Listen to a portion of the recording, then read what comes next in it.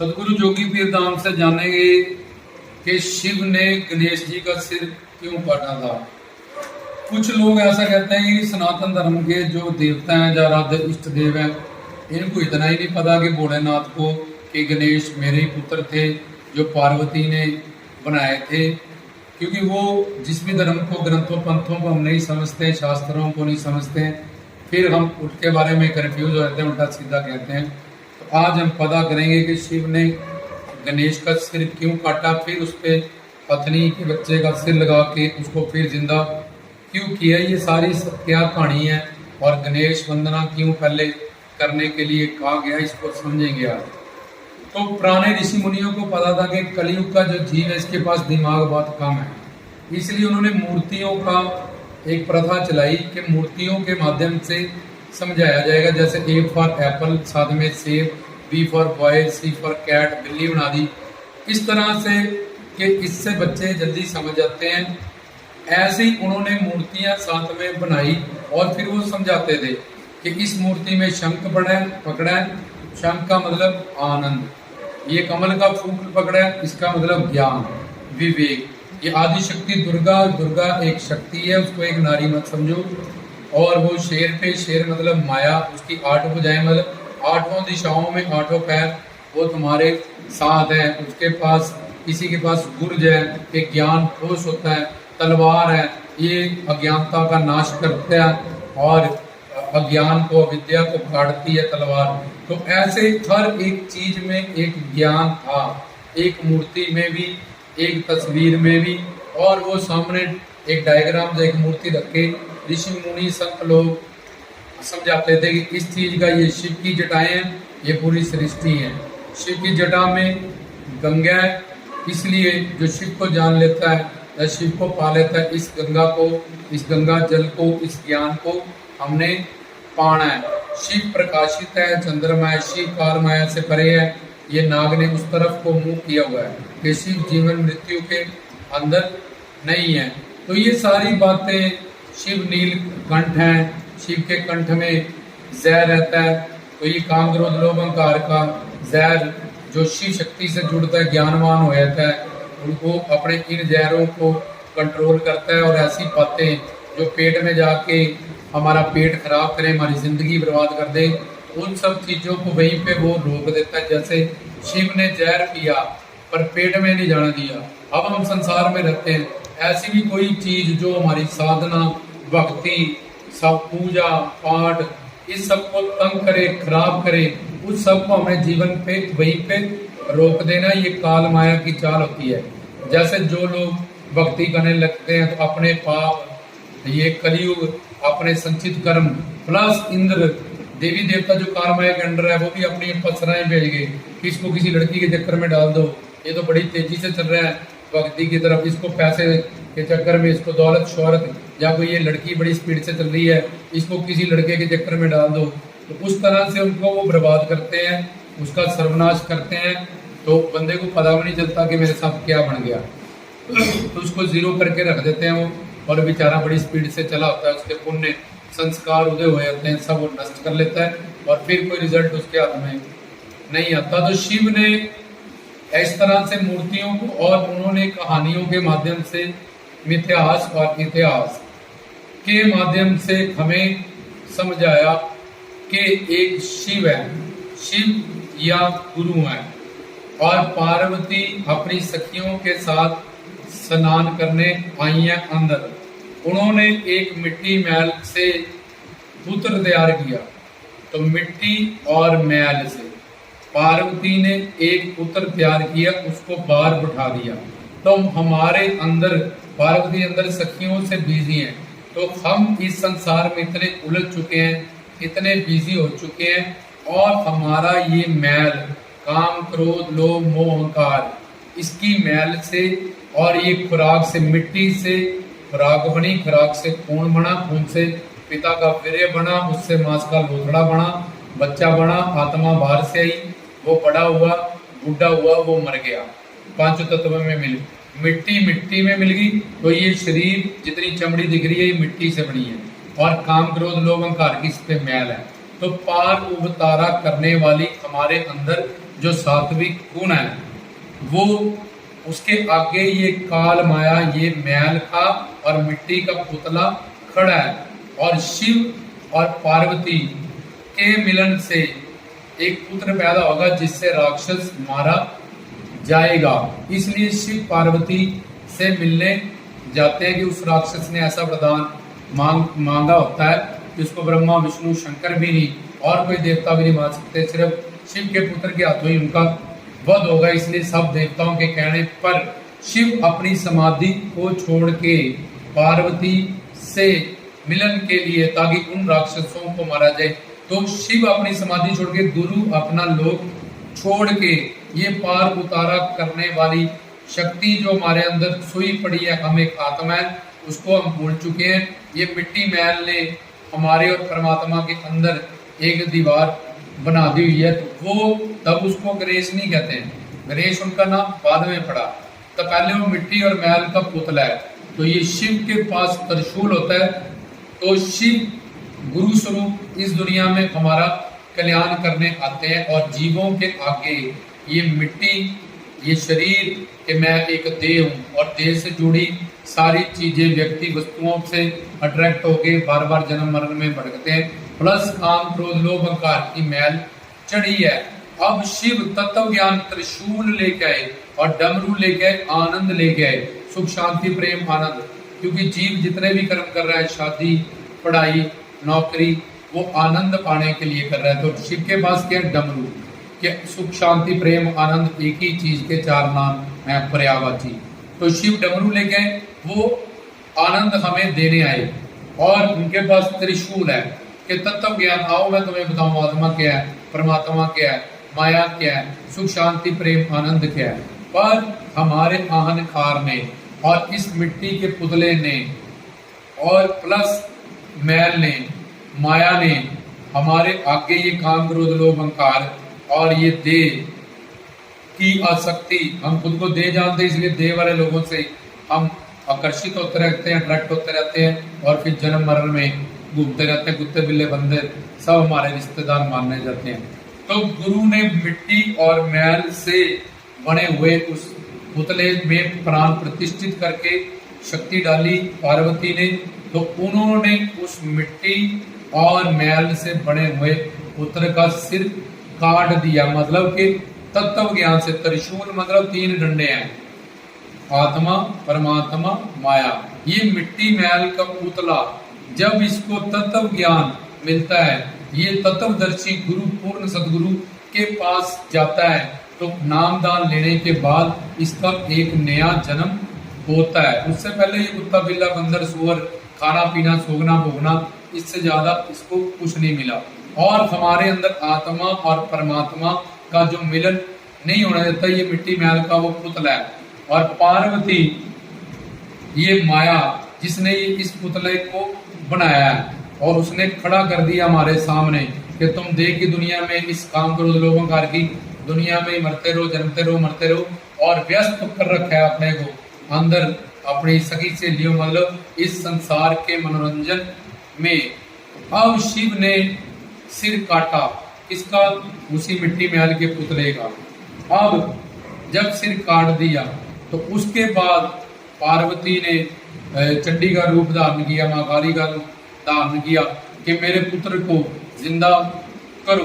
अब मिट्टी मैल का वो पुतले का सिर कट चुका है, तो शिव ने कहा कि ठीक है, इसको हम जिंदा करेंगे, पर जाओ संसार में उसका सिर लेके आओ जिसने अपने बेटे की तरफ भी पीठ की होगी, उसका सिर अब इसके ऊपर लगेगा।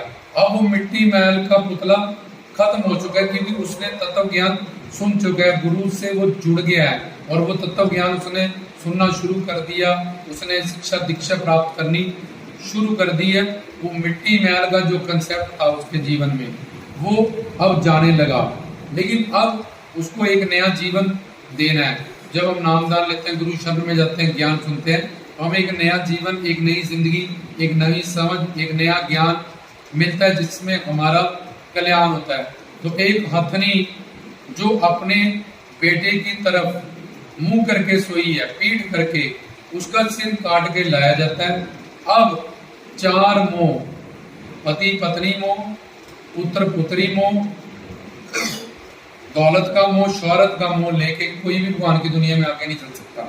उसका पतन होगा कि अगर ये उसकी कमजोरी है, औरत तो मर जाएगा आगे जाके, दौलत तो उसका पतन हो जाएगा, शोहरत उसका पतन हो जाएगा। तो इसलिए चार मोह। तो शिव ने कहा जिसके अंदर इतना भी मोह नहीं है अपने पुत्र पुत्री का भी, वो शिव तपस्या करे, वो इस दुनिया में कुछ हासिल करेगा, वो आगे बढ़ेगा, वो शिव तक पहुंचेगा, उसको ब्रह्म ज्ञान। तो उस पुत्र का सिर लाया गया जिस माँ ने अपने तरफ पीठ की है। ऐसे ही जो इस संसार के भोग विलास से और रजतम सतपुन से और भटक भटक के इस संसार से चप्पल जूता खा के जो तौबा कर लेता है कि इस संसार में कुछ नहीं है सिवाय दुख के, जब इस संसार के मोह जाल में नहीं फंसता। क्यों? अब हाथी का सिर बहुत बड़ा है जो वो काट के लाया, बहुत बड़ा सिर का मतलब उसको ब्रह्म ज्ञान मिल गया गुरु से। और हाथी के कहते जी एक दंत दयावंत चार बुराधारी, गणेश जी के आरती में आता है कि एक दंत, अब उसका एक अपनी मंजिल की तरफ के मैंने भक्ति करनी है, शिव को पाना है, अपने जीवन को सफल करना है। घर पर बाहर संसार में सिर्फ वो ड्यूटी कर रहा है, उसका शरीर काम कर रहा है, लेकिन उसकी मन बुद्धि सुरती सिर्फ भगवान की तरफ जुड़ी हुई है। और उस हथनी के मुंह में जो काट के लाए हैं बड़े बड़े कान है हाथी के, कि गुरु की बात बहुत बड़ी करके भगवान की बात तत्व ज्ञान को ऐसे ही नहीं कि इधर से बहुत बड़ा समझो ये सबसे बड़ा ज्ञान है जो तुम्हें प्राप्त हो रहा है, और उनकी बात को सबसे ज्यादा इंपॉर्टेंस दो, बड़ा करके जानो, भगवान की बात मानो, तो बड़ी बातें सुनो, सेवा सिमरन भक्ति की, ज्ञान की, आत्मा परमात्मा की, ये बड़े कामों का मतलब होता है कि उनकी बात को ऐसे ही मत इग्नोर कर देना। वो बहुत बड़ा कल्याण की बात है जो गुरु तुम्हें समझा रहे हैं। तो वो सतनी के बड़े बड़े कान हैं और आंखें छोटे छोटी है। फोकस करो, सावधान रहो। जब हम किसी चीज पे फोकस बनाते हैं तो हमारी आंखें ऐसे टिक जाती है और छोटी होने लगती हैं। हाथी के सामने जब हाथी को इंसान ने पकड़ना आता है क्या करता है, वो हाथी के सेंटर में खड़ा हो जाता है बिल्कुल। तो हाथी के जब सेंटर में खड़े हो जाते हैं बिल्कुल, तो हाथी को लगता है कि ये इंसान मुझसे भी बड़ा है, मैं इससे बहुत छोटा हूँ, तो तब उसको वो काबू करते हैं। तो ऐसे ही फोकस करो, अपने आप पे सावधान रहो कि इस गलती से, अनर्थ निवृत्तियों से तुम्हारी साधना खराब होती है, तुम्हारी भक्ति खराब होती है, तुमने जो कमाया वो तुम गवा लोगे। तो अपने आप के प्रति, अपने साधना के प्रति, भक्ति के प्रति, जो भी तुम कर रहे हो किसी भी उसके प्रति हमेशा सावधान रहे। जैसे ट्रैफिक में हम सावधान रहते हैं, कहीं भी आग लग जाए, साड़ी में रोटी बनाते फटाफट हम बंद कर देते हैं उसको कि पूरा शरीर ना बल जाए। जब काम क्रोध लोभ अहंकार आए तो इसकी धाराएं ना बनने दो, तभी इसको काट दो। इसका चिंतन कर करके वो तुम्हें नष्ट कर देंगे। वो उठेंगे अंदर, लेकिन तुम्हें उनको नष्ट करना है ज्ञान से, प्रवचन से। तो इसलिए अब हाथी की सूंड है, अगर सूंड गोल चीज को पकड़ेगी ऐसी बन जाएगी, चौरस को पकड़ेगी ऐसे जैसा एटमॉस्फेयर है उस बंदा जैसा उसके साथ वैसा बन के अपनी साधना की आप रक्षा करो। और तुम किसी के रंग में मत रखो, जहां तो उसको अपने रंग में रंग लो, जहां तुम्हें पता है कि ये मेरी साधना और भक्ति खराब कर रहा है या कर रही है, उससे चुपचाप से अलग हो जाओ। तुम्हारी संगत का असर उस पे होना चाहिए, ना कि उसकी कुसंगति का असर तुम पे होना चाहिए। तो सुंड गोल चीज पकड़ती है तो गोल बन जाती है, चौरस चीज पकड़ती है तो चौरस पकड़ जाती है। अकॉर्डिंग टू एटमॉस्फेयर सिचुएशन तुम्हें संसार में भी करना पड़ेगा, अपनी सावधानी से चलना पड़ेगा। तुम्हें संसार के रंग में नहीं रंगना, संसार को तुम्हें अपने भक्ति के रंग में रंगना है, सेवा सिमरन के रंग में रंगना है। और तुम अपने आराध्य इष्ट, अपनी भक्ति साधना नाम जाप इसके रंग में रंगे रहो। तो ये बहुत सारी बातें हैं। फिर गणेश जी का बड़ा पेट है कि हमें जो भी संसार में इज्जत मान बुराई सुख दुख सब कुछ हमें हजम करना सीखना चाहिए। किसी बात में भी ज्यादा सुख और दुख, इज्जत मान बदनामी सब जिंदगी में एक जैसा उसको मानो। गणेश जी मूसे की सवारी करते हैं, मतलब चूहा क्या होता है, कोई भी जगह उसको मिलती है बिल, तो उसमें एंड तक घुस जाता है और चूहा खाता नहीं, उन चीजों को काट देता है। सिर्फ खाने वाली चीजों को चूहा खाता है, बाकी चीजों को चूहा काट देता है।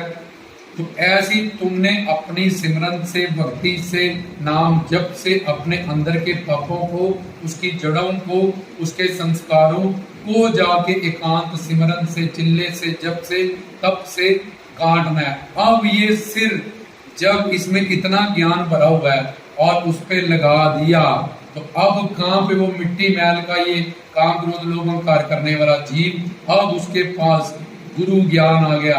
गुरु की बात ब्रह्म ज्ञान की तरह उसने इतनी बड़ा ज्ञान गुरु से प्राप्त कर लिया और हमेशा सावधान है, फोकस करता है, एक मन एक रूप से चढ़ा, इज्जत मान हानि सब कुछ एक बराबर संसार में, उसको कोई उसके मन की अवस्था को खराब नहीं कर सकता। वो ऐसे आनंद में है, मस्ती में, सहनशीलता में, दीनता में है, नम्रता में है, वो सब कुछ वो हजम करता है। तो अब फिर शिव ने कहा कि सबसे पहले गणेश जी को पूजो कि गुरु के पास जाओ और तत्व ज्ञान प्राप्त करो। जब तक ये तत्व ज्ञान नहीं मिल जाएगा, ये जो सारा गणेश तैयार हुआ तुम्हारे जीवन में, ऐसे तुम मारते हैं जय गणेश जय गणेश, इससे कुछ होने वाला नहीं है। पहले गणेश को समझना पड़ेगा। तो वो गणेश एक नया जन्म है जो गुरु के पास में आके हमारा होता है, और तत्व ज्ञान सुनने से ही हमारी ये काल माया जा सकती है। ये मिट्टी मैल और ये मिट्टी का शरीर जिसके अहंकार में हम बैठे हैं, इससे दूर हटेंगे। गुरु हमें ब्रह्म ज्ञान प्रदान करेगा और हमें हर तरह का मोह संसार का छोड़ना पड़ेगा, क्योंकि मन एक है। वो जब हरि गुरु को आंख से लग गया तो शरीर से सिर्फ संसार में ड्यूटी हो सकती है, अच्छा व्यवहार हो सकता है। तो यहीं से सनातन शुरू होता है, यहीं से भक्ति शुरू होती है। अब जो बेचारा अपने तो तसल्ली करता जा रहा है, लेकिन वो नर्सरी भी अभी पास नहीं है, गणेश वंदना भी उसके जीवन में नहीं हुई। तो इस तरह से ऋषि मुनि लोग हमें समझाते थे कि शिव गुरु है, शिव के प्रसाद रसूल है, शिव के पास डमरू है, और शिव पार्वती ये शक्ति आत्मा जब परमात्मा से मिलेगी तो ये मन रूपी काल रूपी राक्षस का, माया का ये वध कर देगी। उनके मिलन से जो ज्ञान रूपी पुत्र पैदा होगा तत्व ज्ञान से, उससे ये काल माया का वध कर देगा, उसको मार देगा। वो पुत्र कार्तिक है जो 6 शास्त्रों के ज्ञान से वो मोर की सवारी करते हैं, वो पवित्र है, वो पावन है। ये मन जो गंदा था, मिट्टी मैल से बना, अब कार्तिकेय का रूप हुआ, जिनके आगे अवतार बाबा बालकनाथ बने, तो शुद्ध पवित्र तन मन धन से सेवा करके जैसे कर्म शुद्ध मन की वो निशानी है कार्तिक सेमूर वाले 6 शास्त्रों की। फिर वो तत्व ज्ञान का ही संकेत देते हैं। और ये सारी जो कहानी बताएगी, अब जो लोग शिव जी को नहीं पता, अपने पुत्र का सिर काट दिया, वो बेचारों को तो सनातन धर्म की ABCD भी नहीं पता, क्योंकि उनको कोई अच्छा गुरु नहीं मिला। उनको अपने धर्म का भी ज्ञान जो वो प्रचार कर रहे हैं, जिससे उसके बारे में भी कुछ नहीं जानते। अगर जब धर्म को जानेंगे, भगवान को जानेंगे, तो ये जानेंगे भगवान एक है, उसके ही सारे रूप हैं, वो निर्गुण निराकार भी है, सगुण साकार भी है। और किसी भी धर्म को बुरा कहना, किसी देवी देवता को, पीर पैगंबर संत को, किसी धर्म में ये नहीं सिखाया जाता, किसी ग्रंथ पंथ में ये नहीं सिखाया जाता। इससे पता चलता है कि वो गुरु ही नहीं है, उनको तो अपने धर्म की भी कोई नॉलेज नहीं है। अभी वो जीरो पे बैठे हैं, तो उनका ज्ञान सुनने वाले, जो उनके पीछे लगने वाले, 0 × = 1 लाख, उनका भी रिजल्ट 0 होगा, क्योंकि उनका अपना रिजल्ट भी 0 है। तो ये सब ऋषि मुनियों की बनाई हुई कहानियां हमें हंसाने के लिए। अब ऋषि मुनि नहीं रहे, हम उन स्टोरियों में तो हम सुन लेते हैं, मूर्तियों को तो तस्वीरों को पूजने लगे, लेकिन उसके अंदर का जो ज्ञान था वो हमने खो दिया। इसलिए मूर्ति पूजा करते जा रहे हैं, तीर्थों पे जाते जा रहे हैं, भक्ति करते जा रहे हैं, पर काम क्रोध लोभ अहंकार इच्छा द्वेष तृष्णा और बढ़ता जा रहा है, और भगवान से दूर होते जा रहे हैं। उल्टा अहंकार है, हम तो पाठ करते हैं, हम तो ये करते हैं, शिवलिंग पे जल चढ़ाते हैं, फल चढ़ाते हैं, हमने ये तीर्थ किया, हमने वो किया, हम हर साल गुफा पे जाते हैं, हर महीने जाते हैं। इन सब चीज़ों पे बंदा फंस चुका है, कलयुग का जीव कर्मकांड की भक्तियों में, जिससे उसका कल्याण नहीं होता। तो ये हमने अभी भी बहुत मैंने शॉर्ट में बताई है, इसको बहुत विस्तार की इसमें ज्ञान है, पर इस तरह ही काफ़ी है बताने के लिए कि इस स्टोरी में शिव कौन है, गणेश कौन है, पार्वती कौन है, उनका मिलन क्या है, वो हाथी का जो सिर लगाया गया पीठ पुठी करने का क्या मतलब है, रामदास की तरफ से जय हो।